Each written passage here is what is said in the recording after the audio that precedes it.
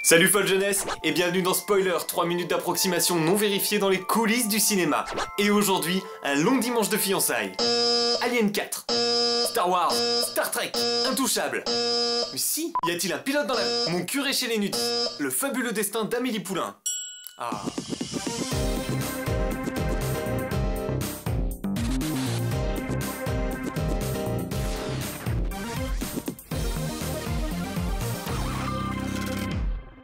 Le fabuleux destin d'Amélie Poulain est un film en 16/9, compatible 4 tiers, au format vidéo 2.35 cinémascope. Tu lis le boîtier là. Oui mais ça m'intéresse. Il est en langue française, ça c'est bien vu. Et sa durée est de 2 heures environ. 2 heures environ? C'est quoi le réalisateur? C'est à peu près Jean-Pierre Joannet? Et l'héroïne elle est jouée plus ou moins par Audrey Tautou? L'héroïne est jouée par Audrey Tautou. C'est elle. Oh, on la voit mieux. Je rentre dans ma maison, je m'en vais me promener. Oh, je suis indépendante, je n'ai pas mon nom de marqué. Je me balade. Salut Gérard. Salut Audrey, ça va bien? Ouais, ça va bien, tranquille. Dis donc, j'ai vu le dernier Astérix, c'est pas terrible. Je t'emmerde, moi j'ai vu Da Vinci Code. Oh. Amélie Poulain est typiquement le genre de film pourri, écrit à la va-vite sur le coin d'une nappe de restaurant quand le dessert met un petit peu trop de temps à arriver. J'en veux pour preuve ce coin de nappe, avec une ébauche du scénario. Mais aussi, ce couteau ensanglanté. Non, c'est pas vrai, j'aime bien en fait. Surtout quand il y a le petit écureuil là qui cherche sa noisette partout dans la glace. Chose curieuse, tous les décors de ce film ont été entièrement réalisés en polystyrène. Les costumes aussi, les accessoires, les chaussures, les chapeaux, les cravates, polystyrène. Polystyrène. Même les acteurs, il y en a deux, en fait c'est du polystyrène. Moi je trouve ça se voit un petit peu, quand tu regardes bien. Suite à la sortie du film, la naissance de petite fille prénommée Amélie a augmenté de 42%. Et la vente de chocolat Super Poulain de 23%.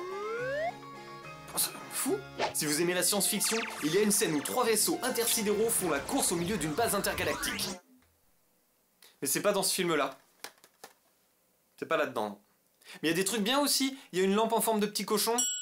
La musique aurait dû être composée par le groupe allemand Rammstein, mais suite à une coupure d'électricité, c'est le musicien breton Yann Tiersen qui s'y est collé. Il a d'ailleurs déclaré à propos de son travail sur le film qu'il s'était inspiré du chant des mésanges le matin au lever du soleil sur les steppes d'Asie centrale, qu'il avait enregistré toute la musique dans un parking désaffecté au milieu des détritus pour ne pas être influencé par l'esthétique du film et qu'il reprendrait bien peu de contrex avant de continuer l'interview. Le film a connu un succès autant critique que populaire puisqu'il a attiré plus de 8,5 millions de Français en salle. C'est plus qu'il n'y a d'olives dans ce bocal.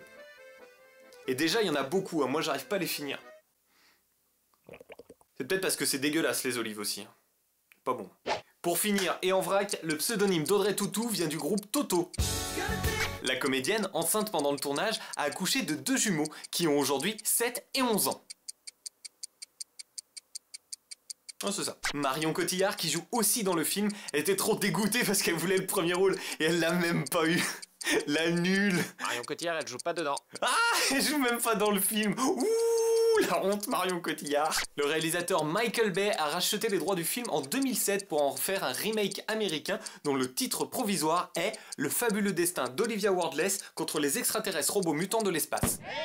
Voilà, vous en savez maintenant un petit peu plus sur le fabuleux destin de Mathilde Donnet. Bonne semaine, pensez à éteindre internet en sortant et comme d'habitude on termine avec un objet incongru. Aujourd'hui, un Candy Up. Yes, j'adore ça!